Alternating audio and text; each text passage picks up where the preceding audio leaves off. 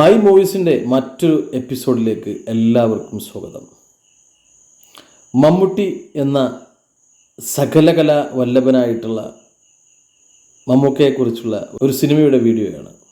2023 അദ്ദേഹം നമുക്ക് തന്ന ഓരോ സിനിമയും വ്യത്യസ്തമാർന്ന കഥാപാത്രങ്ങളുമായിട്ടായിരുന്നു. അതുപോലെ തന്നെ 2024 അങ്ങനെ തന്നെയായിരുന്നു. അങ്ങനെ തന്നെയാണ് മുമ്പോട്ട് പോയിക്കൊണ്ടിരിക്കുന്നതും. ഇനി ഇറങ്ങാനിരിക്കുന്ന ബസൂക്ക എന്ന സിനിമയും ഷൂട്ട് ഓൾറെഡി നടന്നുകൊണ്ടിരിക്കുന്ന മറ്റ് സിനിമകളിലെല്ലാം അദ്ദേഹത്തിൻ്റെ സാന്നിധ്യം വളരെ വ്യത്യസ്തമായ കഥാപാത്രങ്ങളിലൂടെയാണ് പ്രേക്ഷകർക്ക് നൽകാൻ തീരുമാനിച്ചിരിക്കുന്നത്.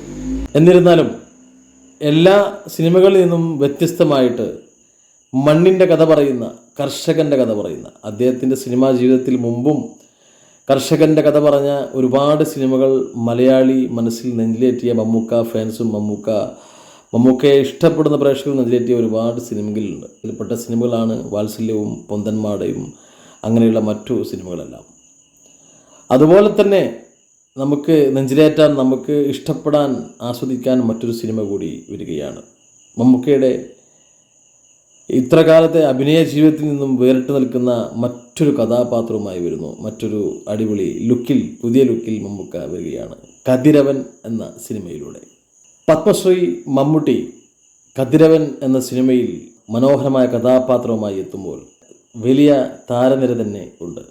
സംവിധാനവും ഛായാഗ്രഹണവും നിർവഹിക്കുന്നത് അരുൺ രാജാണ്.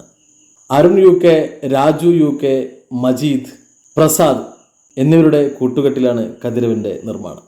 കഥ, സംഭാഷണം പ്രദീപ് താമരക്കുളം. കാത്തിരിക്കാം.